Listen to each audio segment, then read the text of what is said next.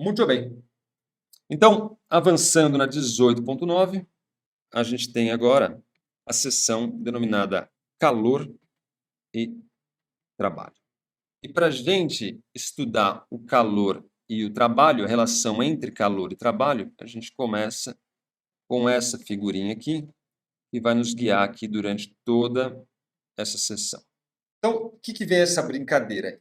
O nosso objetivo agora aqui é examinar mais de perto como que a energia ela pode ser transferida em forma de calor e trabalho de um sistema para um ambiente. Então, a gente quer entender como um calor pode se transformar em trabalho e como um trabalho pode se transformar em calor. Como é que a gente entende essa relação entre trabalho e calor, dado um sistema, que no nosso caso aqui é esse gás confinado, e um ambiente, né, que na nossa figurinha aí é um reservatório térmico, onde eu possa controlar a temperatura. Como é que o trabalho e essa quantidade de calor elas se relacionam? Esse é o nosso intuito aqui. Então, a gente tem aí um sistema que é um gás que está confinado. Então, o nosso sistema é o gás aqui. Esse é o nosso sistema. E ele está confinado dentro aí de um isolante, né, de um sistema isolado. E sobre ele aí tem um êmbolo, onde você pode controlar a força sobre esse êmbolo, mexendo essas esferas de chumbo aí. Então, o que acontece? Imagine a situação de equilíbrio. Na situação de equilíbrio, você tem uma força para cima devido à pressão do gás, né? Esse gás aqui, se você se lembrar, né, as moléculas estão todas se chocando aqui, né, exercendo uma pressão nesse êmbolo. E essa pressão, visto que ele está em equilíbrio, é exatamente igual, né, à pressão que é envolvida aí, que é exercida pelas esferas de chumbo. Então, a força com que esses choques dessas moléculas exercem sobre o êmbolo é exatamente igual à força que essas esferas de chumbo exercem sobre o êmbolo. Então, as forças são iguais porque nós estamos analisando inicialmente o sistema em equilíbrio. Ligou lá, ele começa a subir, chega uma hora que ele para, né? Quando parou, a pressão aqui é igual à pressão aqui, então a força para baixo é igual à força para cima, e o sistema, então, está em equilíbrio ali, está estacionado. Muito bem. O sistema como um todo, ele está isolado, tá? Então não tem outras interferências. A única interferência que a gente tem aí é uma base no cilindro que está em contato com um reservatório térmico aí, cuja temperatura eu posso controlar. Então eu posso aumentar a temperatura, posso diminuir a temperatura, conforme eu vou manuseando ali o meu botãozinho aqui. Esse é o meu sistema como um todo. Sistema o gás, reservatório, essa base aí acoplado na parte de baixo, para poder fornecer uma quantidade de calor, ou mesmo tomar ali uma quantidade de calor do gás, à medida que eu vou controlando ali o meu botãozinho. Bom, o sistema, como eu disse, é o gás, e ele sai aí de uma certa condição inicial I, por exemplo, está aqui confinado num certo volume, e eu levo ele aí variando a pressão e tudo mais para uma certa condição final. Então, eu tenho inicialmente uma pressão inicial, eu tenho um volume inicial e eu tenho uma temperatura inicial. E dependendo de como eu manusear esse sistema aí, eu levo ele para uma pressão final, um volume final e uma temperatura final. Como a gente faz essa mudança vai depender de como a gente queira. A gente pode fazer isso de diversas formas, de diversas maneiras diferentes. Tá certo? Esse processo de levar de uma posição inicial, de uma velocidade, volume inicial, uma temperatura inicial, uma pressão final, volume final e temperatura final, é o que a gente chama de processo termodinâmico, tá certo? Então, o processo de levar o sistema de uma condição inicial para uma condição final é o que a gente chama de processo termodinâmico. Então, isso aqui é o meu processo termodinâmico. Então, quando você ouvir falar em processos termodinâmicos, é isso que está sendo feito. Bom, a energia ela pode ser transferida tanto do reservatório para o sistema ou do sistema para o reservatório. E aí nós temos as nossas convenções, né? Então, se a energia é do reservatório para o sistema, a gente diz que o calor é um calor positivo. Então, se a energia vai para o sistema, a gente define esse como calor positivo. Se é o processo inverso, do sistema para o reservatório, aí a gente define o que a gente chama de calor negativo. Precisava ser assim? Não, não precisava. Convenção, vamos lá, vamos entrar num acordo aqui, gente, vamos lá, não é assim, ó. Se o sistema receber uma certa quantidade de energia, a gente define positivo, se ele ceder, a gente define de negativo. Além disso, o sistema ele pode realizar trabalho sobre as esferas, tá certo? Então, se o sistema realiza trabalho sobre o êmbolo, o trabalho é dito positivo, ou se ele receber o trabalho das esferas, ele recebe o trabalho negativo. Então, o sistema realizando um trabalho, ele é positivo, e o sistema sofre um trabalho, esse trabalho é negativo. Então, sistema realizar trabalho significa que ele levanta o êmbolo. Se ele levantar o êmbolo, o volume aumenta e ele realiza trabalho. Se o êmbolo diminui, é o êmbolo que está realizando trabalho sobre o sistema, logo o sistema está sofrendo aí um trabalho, né? O trabalho é sobre o sistema, não é um trabalho realizado pelo sistema. Então, se é sobre o sistema, o trabalho é definido como um trabalho negativo.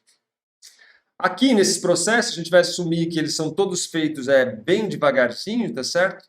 De forma que, aproximadamente, a gente pode dizer que o sistema está sempre em equilíbrio térmico, né? Então, está sempre a uma temperatura constante, em equilíbrio térmico. Isso a gente faz variando bem lentamente a temperatura, fazendo uma transformação que a gente chama aí de adiabática. Bom, muito bem. Como é que a gente começa a brincadeira para estudar a transferência de calor para virar trabalho, trabalho para virar calor? Então, inicialmente, ó, pensa comigo que agora já vai sair uma relação importante aqui, tá? Inicialmente, a gente vai começar a remover algumas esferas aí do êmbolo. Então, a gente vai pegar aqui, tira uma esfera e estava em equilíbrio, não estava em equilíbrio? Estava. Então, a força-peso era igual à força exercida pelo gás. À medida que eu começo a tirar algumas esferinhas daqui, a minha força-peso começa a diminuir. Então, à medida que eu vou tirando essas esferas, removendo as esferas de chumbo, o gás começa a empurrar o êmbolo, tá certo? E, consequentemente, as outras esferas que sobraram ali, devido a uma força, então, resultante que é para cima, né? Se ele começa a se deslocar para cima, você tem uma força aplicada para cima. Essa força faz com que esse objeto, então, sofra um deslocamento aqui, que a gente pode chamar de ds, por exemplo. Então, você tem aqui um deslocamento ds, fruto de uma força F, que é aplicado aqui para cima. Isso quando eu começo a retirar as esferas de chumbo ali do meu êmbolo, né, sobre o meu êmbolo. Bom, isso é relevante, né, porque o nosso objetivo é calcular o trabalho realizado pelo sistema sobre o êmbolo. Então, como o deslocamento aqui é um deslocamento infinitesimal, primeiramente, né, a gente pode supor que essa força é constante. Então, a gente vai tirando aos poucos, né, essa força é uma força constante, visto que o deslocamento é pequenininho, né? Então, essa força atua empurrando o êmbolo para cima e ela está associada a uma pressão. E a gente sabe, né, que a relação entre a força e a pressão é que o módulo dela é igual a pressão vezes a área do meu cilindro. Então, o trabalho, por definição, se você se lembrar, Física 1, o trabalho infinitesimal realizado por dado um deslocamento ds e uma força constante F, nada mais é do que o produto F, um produto escalar com ds. O deslocamento é para cima, a força resultante é para cima, esse produto escalar vai-se embora, né, porque eles são paralelos, a força e o deslocamento são paralelos, então aqui eu posso escrever tudo em módulo, né? Então, meu trabalho infinitesimal é o produto FDS. Em termos da pressão, que eu quero estudar um processo termodinâmico, né, levando de uma pressão I, volume I, é uma temperatura I, eu tenho, então, que isso aqui pode ser escrito como PADS. Agora, a área vezes um ds me dá nada mais, nada menos do que um dV, um deslocamento infinitesimal de volume dV. Ó, deslocou de ds dado uma área A. Isso aqui me dá um deslocamento infinitesimal aqui, dV, de volume. Ou seja, o trabalho infinitesimal realizado pelo gás sobre o êmbolo é um dW, que é igual a um PdV. Se eu vou de uma posição inicial a uma posição final, eu saio aqui de um volume I até um volume F, e eu gasto, então, um trabalho total agora, que é um trabalho dado por uma integral do volume I até um volume F de PdV. Esse é o trabalho realizado pelo sistema, dado que ele exerce uma força deslocando o êmbolo de um volume inicial para um volume final. Essa expressão é muito importante, que esse é o trabalho realizado pelos gases. O trabalho é igual a um PdV. Agora, é importante frisar aqui que durante a variação do volume, a própria pressão e a temperatura do gás, ela também pode variar. Então, esse P aí não é um P que não depende do volume. Em geral, né, no caso geral, você pode ter uma variação desse volume. Então, a gente precisa saber como que a pressão varia com o volume no processo para que a gente possa calcular o trabalho. A pressão, ela depende do próprio volume. Então, no fundo, se a gente quiser ser rigoroso aqui, isso aqui é algo assim, ó. O trabalho é uma integral do volume inicial até o volume final de um P que depende de V, dV. A grande pergunta é qual que é a relação entre a pressão e o volume. E isso vai variar de processo para processo, vai variar dependendo de como você queira realizar esse processo. Você pode fazer isso de diversas formas possíveis, mas é preciso ter em mente que nem sempre a pressão é constante. Ela pode variar com esse volume. Então, existem diversas formas de você fazer isso. Diversas formas. Uma dessas formas, por exemplo, é essa aqui, ó. Tá aqui, ó. Esse é um tipo de processo termodinâmico. Veja que a pressão, à medida que ele vai da condição inicial para a condição final, ela vai diminuindo. Tá vendo? A pressão tinha esse valor, veio parar aqui, ela foi diminuindo à medida que o volume foi aumentando. O resultado dessa integral aqui, lembre-se de cálculo, né? Nada mais é do que a área sobre a curva. Então, né, eu venho lá, calculo a área desse filetinho aqui, calculo a área desse filetinho aqui, calculo a área de todos aqui, né? Essa somatória desses todos os filetinhos dá exatamente a minha integral aqui. Então, a integral, cálculo, nada mais é, visto que eu tenho um gráfico de P por V, né? E eu estou integrando P dV, então eu pego, calculo a pressão e pego um dV. Pego outro dV, pego outro dV, pego outro dV e vou calculando a pressão. Pressão vezes o dV, pressão vezes o dV. Se você se atentar, vai ficar, ó, só para voltar um pouco de calma, fica a base vezes a altura. A base vezes a altura me dá essa área aqui. Aí depois eu pego outro dV, a base vezes a altura. Dá isso aqui, vou fazendo base vezes altura, somando vários filetinhos, né, a área de vários filetinhos, então me dá a área total ali debaixo da curva, né, quando você faz uma integral de PdV. Então tá aí, esse é um tipo de transformação que a gente pode fazer. Então a gente tem um gráfico da pressão do gás em função do volume. Isso aqui é chamado também de diagrama PV, porque é pressão por volume. E você nota aí, né, que a pressão vai diminuindo à medida que o volume vai aumentando, mas o trabalho nada mais é do que a área debaixo da curva. Então, esse trabalho que é realizado pelo gás é essa área da condição inicial até a condição final. Veja aqui, e aqui é muito importante, põe na cabeça, né? Como tem um aumento do volume, esse trabalho ele só pode ser positivo. Porque o trabalho que a força que o gás exerce, vamos puxar nossa figurinha aqui, ó. O trabalho que o gás exerce sobre o êmbolo resulta, né, nessa força para cá. O deslocamento é para cá, de forma ao volume aumentar.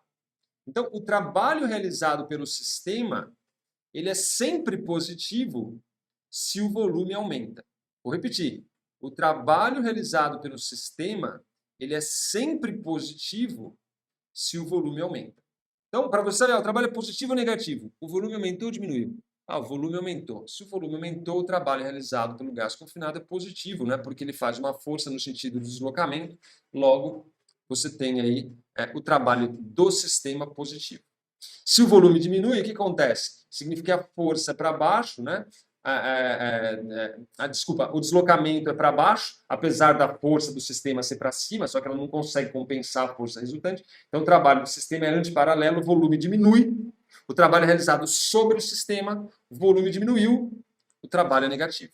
Olhou o volume, eu sei dizer se o trabalho é positivo ou o trabalho é negativo.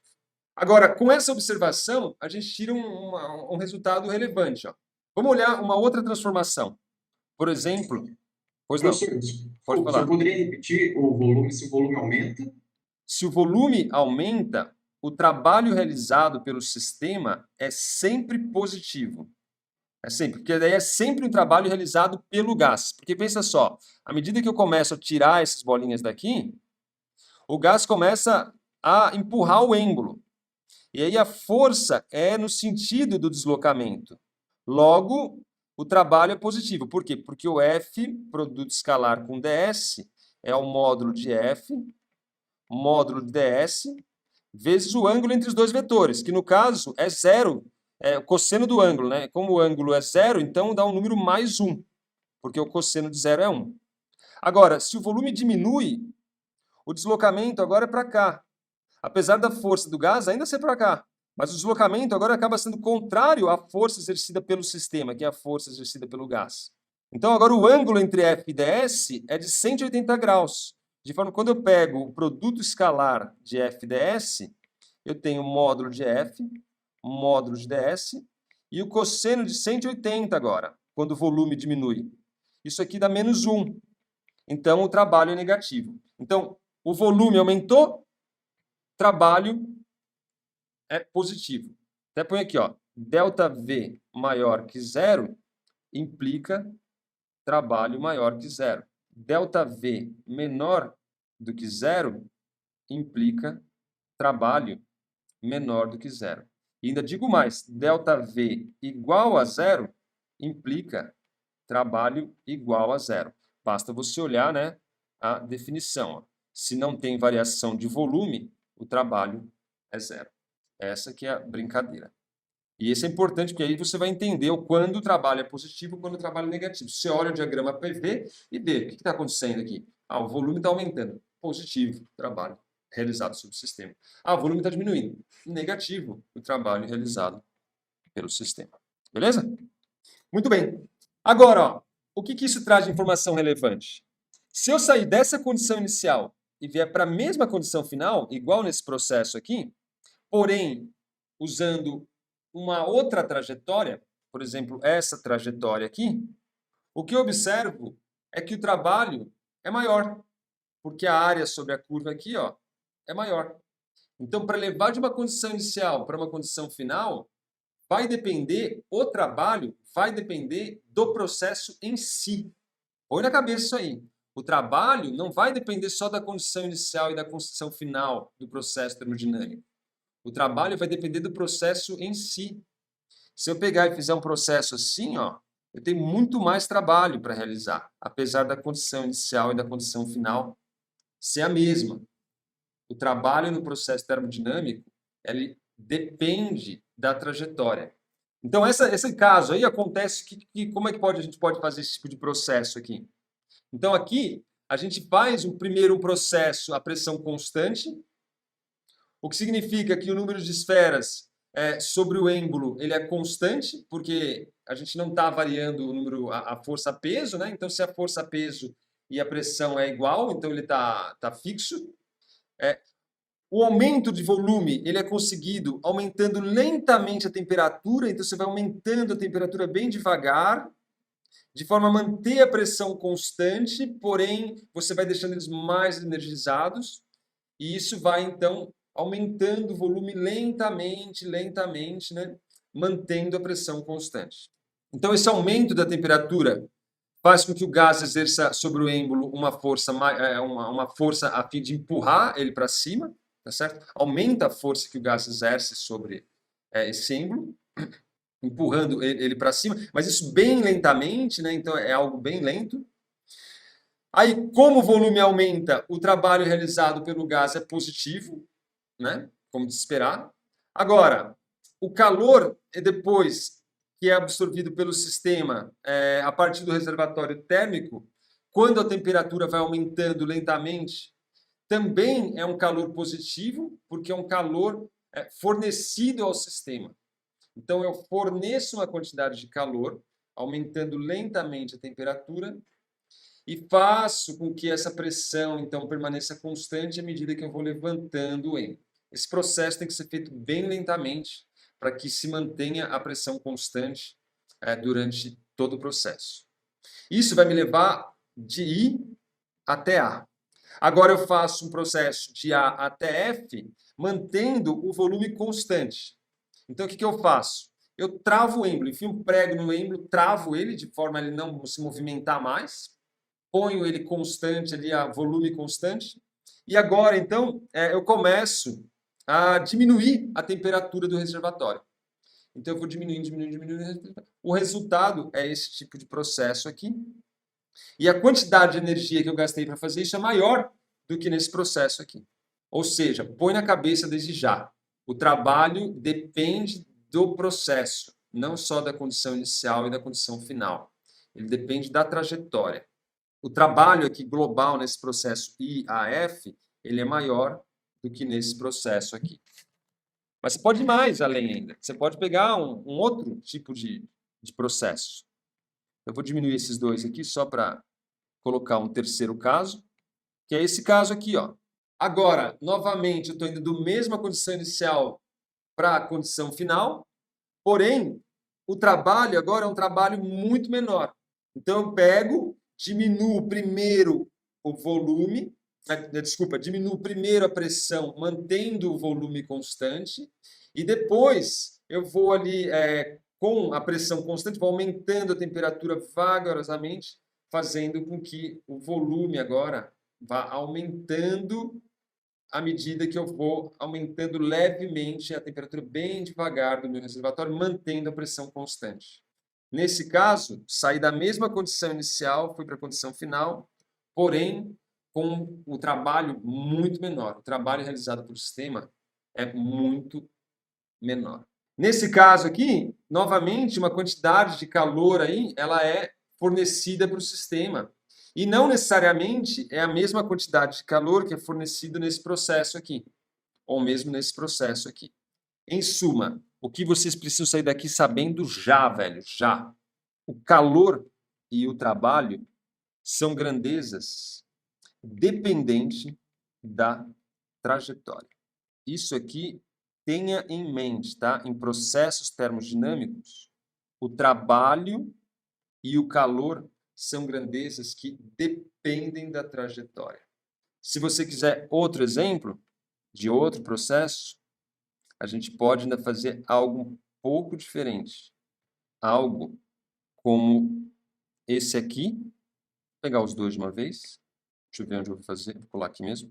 E vou pegar esse cara aqui, ó. Trazer para cá. Tá aqui, ó. Mais dois casos. Esse caso aqui é um outro caso, mas agora eu estou indo da posição final para inicial, aumentando, diminuindo o volume, tá vendo? O volume era esse, veio ficar nesse. Esse trabalho é um trabalho negativo. E aqui, ó, que interessante, você sai da condição inicial, vem para cá, gasta um trabalho, que é essa área aqui, ó. Aí depois você vem para cá, trabalho negativo esse aqui, ó. Você sai da condição inicial, volta para a mesma condição inicial, mas você tem uma quantidade de trabalho líquido, aí no caso, positivo, gasto, né, nesse processo. Isso aqui é chamado de ciclo termodinâmico, porque é um circuito fechado. Então, o sistema é levado de uma condição inicial para uma final e depois ele volta para a mesma condição inicial. Então, dessa seção, vocês precisam ter em mente a relação entre trabalho, pressão e volume. Está aqui bem clara, bem definida. Trabalho é a integral de PDV, que sai direto da definição do trabalho, força de deslocamento. E mais importante, o calor e o trabalho são grandezas que dependem da trajetória. Dependendo da trajetória que eu fizer para ir da minha condição inicial para a minha condição final, eu tenho aí uma quantidade de calor X, uma quantidade de trabalho Y. Se eu fizer por uma outra trajetória, vou ter um x', um y', assim por diante. Essas duas grandezas, elas dependem da trajetória, não dependem só da condição inicial. No caso, se o volume aumenta, nós temos um trabalho positivo. Se o volume diminui, nós temos um trabalho que é negativo. Trabalho realizado pelo sistema, ele é positivo se o volume aumenta e negativo se o volume diminui. No caso de um ciclo termodinâmico, o trabalho aqui realizado vai depender da trajetória que gasta mais energia ou menos energia. Nesse caso aqui, para ir de I até F, eu gasto mais trabalho do que eu retorno quando eu volto, porque depende da área sobre a curva. Se eu pegar aqui, para ir de I para F, eu gasto essa quantidade aqui de trabalho. E para voltar, eu gasto esse abaixo aqui. Eu recupero, na realidade, esse abaixo aqui. Então, no final das contas, eu tenho um gasto líquido, que é esse aqui, e nesse caso aqui é um trabalho positivo. Se fosse o contrário, se eu tivesse algo dessa maneira, assim e assim, ou seja, vindo por baixo e depois retornando por cima, aí então eu teria um trabalho líquido negativo, porque eu gasto menos energia para ir para F do que eu pego de volta indo de F para I. Ok? Para concluir a sessão, a gente faz o teste.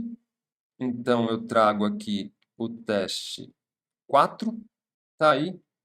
E o teste 4 diz o seguinte: o diagrama PV da figura mostra 6 trajetórias, curvas ligadas por trajetórias verticais, que podem ser seguidas por um gás. Quais são as 2 trajetórias curvas que devem fazer parte de um ciclo fechado, um ciclo termodinâmico, ligadas às trajetórias verticais e tudo mais, para que o trabalho líquido realizado pelo gás tenha o maior valor possível? Tenha o maior possível. Então, esse é interessante. Você pode falar, não, basta pegar esse cara aqui e depois voltar aqui. Em módulo, o trabalho é maior. Mas isso é um trabalho negativo, tá certo? Por quê? Porque daqui para cá, o trabalho é negativo e é grande, vale esse montante todo, toda essa área aqui, E daqui para cá o trabalho é positivo, mas é pequeno. Então, no final das contas, se eu pegar por A e voltar por F, eu vou ter um trabalho negativo muito grande. Para ter um trabalho positivo, eu tenho que ir do volume menor para o volume maior. Então, esse é um trabalho positivo. E agora eu tenho que voltar pelo menor possível. Se eu voltar por aqui, aí eu tenho um trabalho líquido positivo dado por essa área aqui. Então, para ter o maior possível, eu tenho que ir usando a C e depois usando o E para ir, para depois voltar. Vou pelo C e volto pelo